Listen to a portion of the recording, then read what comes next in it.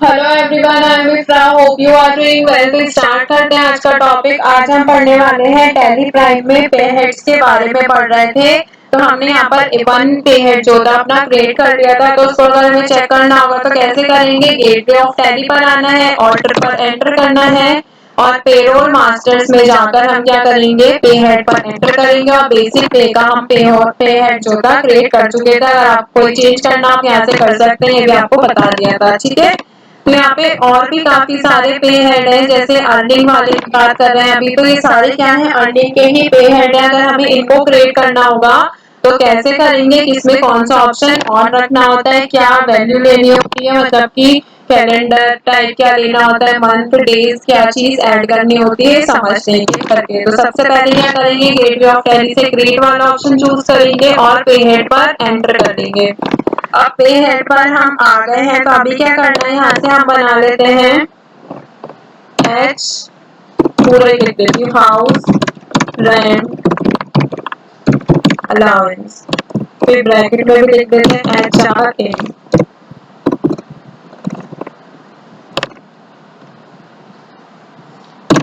ठीक है, अब देखिए यहाँ पे क्या है, पे हेड टाइप आपको पता है ये कैसी हो रही है, अर्निंग हो रही है। अभी क्या पढ़ रहे हैं, अलाउंसेस के बारे में पढ़ रहे हैं। तो इसमें क्या आएगा, अर्निंग फॉर एम्प्लॉय। ये सारे ऑप्शंस मैं आपको क्लियरली समझा चुकी हूँ। ठीक है, फिर यहाँ पे क्या है, इनकम टाइप। इनकम टाइप में क्या होता है, ये फिक्स रहता है, फिक्स ही रहेगा। ये भी बेसिक पे भी फिक्स था, HRA भी फिक्स रहेगा। ठीक है, फिर क्या है यहाँ पर, अंडर कौन से ग्रुप में आएगा, ये आएगा इनडायरेक्ट एक्सपेंसेस में।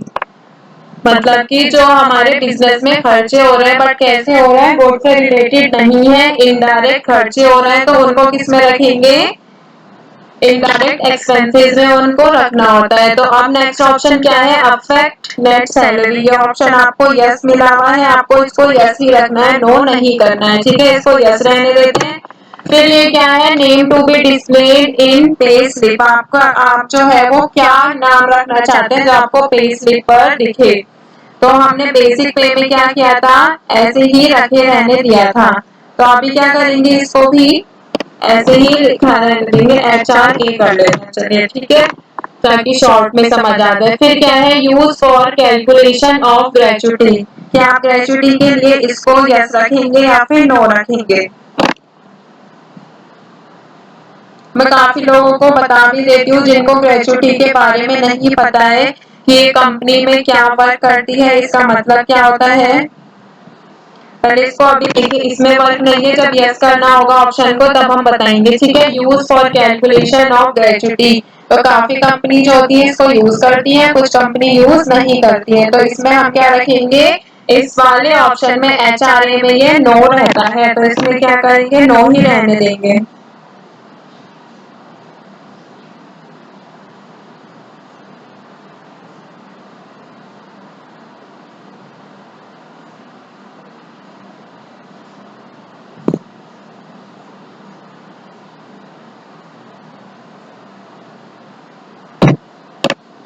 नेक्स्ट ऑप्शन क्या आता है, फिर set alter income tax detail.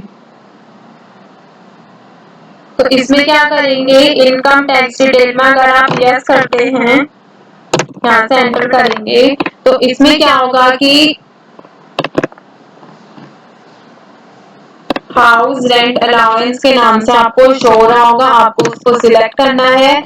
फिर क्या है ये कि टैक्स कैलकुलेशन जो बेसिस है वो कैसा रहेगा, मैंने आपको बताया था प्रीवियस सेशन में भी कि मोस्टली क्या रहता है, प्रोजेक्टेड वैल्यू पे रहता है। तो इसको यस कर देंगे और फिर क्या है यहाँ पर कैलकुलेशन टाइप।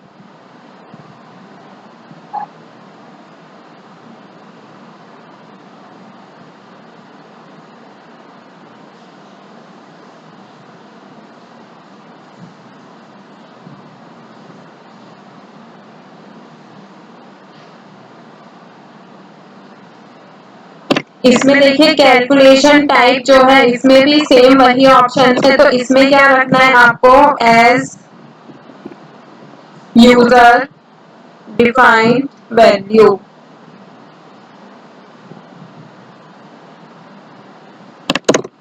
जो जितनी वहां पर वैल्यू लिखी होगी उस पर ये आएगा। ठीक है,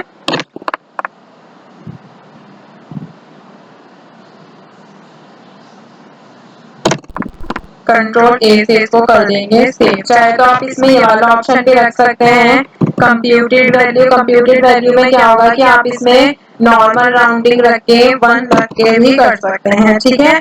बट हमें क्या रखना है यहाँ पर, अगर आप HRA में ऐसा वर्क करना चाहते हैं तो आप 2 तरह से कर सकते हैं। कैसे बताया मैंने आपको, यहाँ से यूजर डिफाइन करेंगे तो ये सारे ऑप्शन चले जाएंगे। बट हमें क्या करना है, कंप्यूटेड वैल्यू करना है। इसमें नॉर्मल राउंडिंग लिमिट रखेंगे 1। अब देखिए कंप्यूटेशन की इंफॉर्मेशन अगर आपको फिल करनी है तो आप इसमें कैसे करेंगे, किस पे कर रहे हैं, देखिए अर्निंग के कर रहे हैं तो अर्निंग पर ही रखना है। या फिर क्या करेंगे आप ऑन स्पेसिफाइड फॉर्मूला रख लीजिए कि आप किसको ऐड करना चाहते हैं तो ज्यादा बेटर रहेगा। तो इसमें क्या लगाएंगे, हम बेसिक पे पर ऐड कर रहे हैं, पे हेड जो है वो ऐड हो गया है, ठीक है।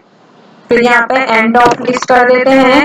फिर यहाँ पे क्या है कि कितना अमाउंट आपको रखना है, हम इसको नहीं छेड़ते, यहाँ पे परसेंटेज वाइज ही रखते हैं। कितनी परसेंटेज, 20% आप यहाँ से रख सकते हैं। तो अब जो HRA लगेगा वो हमारी बेसिक सैलरी का 20% हमें एज मिलेगा, ठीक है। बट अभी क्या कर रहे हैं हम, ये सारे ऑप्शन को नहीं देखेंगे, यहाँ से क्या करेंगे डायरेक्ट यूजर डिफाइंड वैल्यू और कंट्रोल ए से सेव कर देंगे, ठीक है। तो अभी हमने HRA बना लिया है। अब एक और बनाते हैं यहाँ पर DNS अलाउंस का,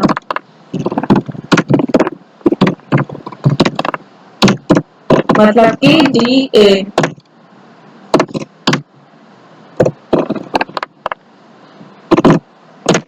अब देखिए ये भी क्या है, एक तरह से अर्निंग ही होती है, अलाउंस होता है इसलिए क्या है ये अर्निंग होती है, ठीक है। अब यहाँ से क्या करेंगे, अर्निंग फॉर एम्प्लॉइज पर एंटर कर देंगे।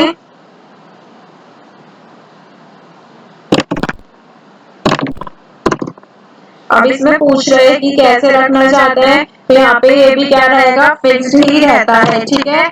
फिर अंडर किस में रखेंगे, अब डायरेक्ट या फिर इनडायरेक्ट एक्सपेंस, ये भी कैसा है इनडायरेक्ट एक्सपेंस है।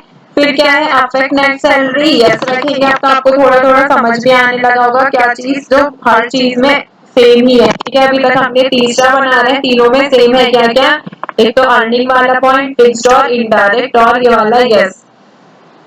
अब आ रहा है कि name to be displayed in payslip, तो हम कैसे रखेंगे, डीए के नेम से सेव दिखना चाहिए। Use for calculation of gratuity, तो इसमें क्या रखेंगे, अगर आपको यस रखना है तो आप इसको यस रख सकते हैं, अगर आपको नो रखना है तो आप नो रख सकते हैं, ठीक है। तो ये कंपनी पर ही डिपेंड करता है, आप अपनी कंपनी से आए या फिर आपको वहां से पहले से कंफर्मेशन मिलता है कि आपको ग्रेचुटी वाला जो ऑप्शन है वो यस करना है या फिर नो करना है। तो मैं आपको बता देती हूँ, यहाँ पर मैंने आपसे कहा था ग्रेचुटी के बारे में बताऊंगी। तो देखिए ग्रेचुटी का मतलब क्या होता है, एक तरह से मान सकते हैं टिप, अगर मैं बहुत सिंपल लैंग्वेज में बोलूँ तो टिप भी बोल सकते हैं। ग्रेचुटी क्या होती है, जब किसी को हम सर्विस देते हैं तो उनकी सर्विस के लिए उनको दी जाती है, मतलब कि जो सर्विस हमें प्रोवाइड कर रहा है, मतलब बेसिक आप ये समझिए कि जो काम करता है उनको उनके काम के लिए ये दी जाती है, इसको क्या बोलते हैं, ग्रेचुटी कहते हैं।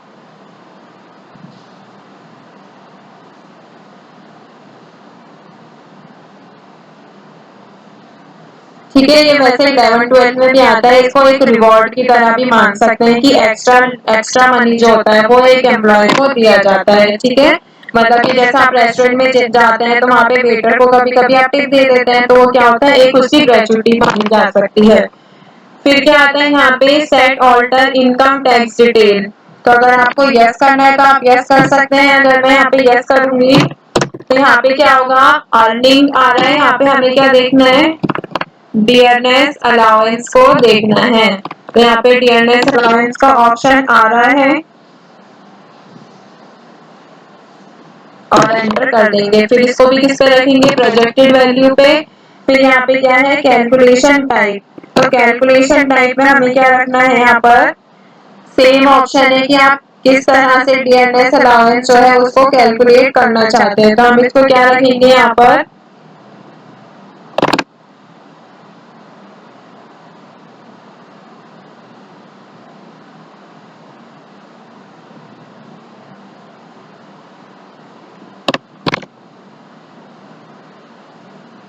एज कंप्यूटेड वैल्यू ही रख लेते हैं, ठीक है, मंथ के अकॉर्डिंग ही रखेंगे। फिर देखिए यहाँ पे क्या है कि आप कैसे राउंड ऑफ करना चाहते हैं, तो हम क्या करेंगे, नॉर्मल में लिमिट रखेंगे 1 यहाँ पे, ठीक है। अब देखिए यहाँ पे क्या है कि आपसे कंप्यूटेशन का जो इंफॉर्मेशन है वो ली जाएगी कि आप कैसे इसको कैलकुलेट मतलब कि कंप्यूट करना चाहते हैं, जो डी आपको मिलेगा। तो हम किस पे रखेंगे, स्पेसिफाइड फॉर्मूला पे रखेंगे कि आपको किसमें इसमें मतलब किस चीज को इसमें ऐड करना है। तो बेसिक सैलरी को ऐड करेंगे,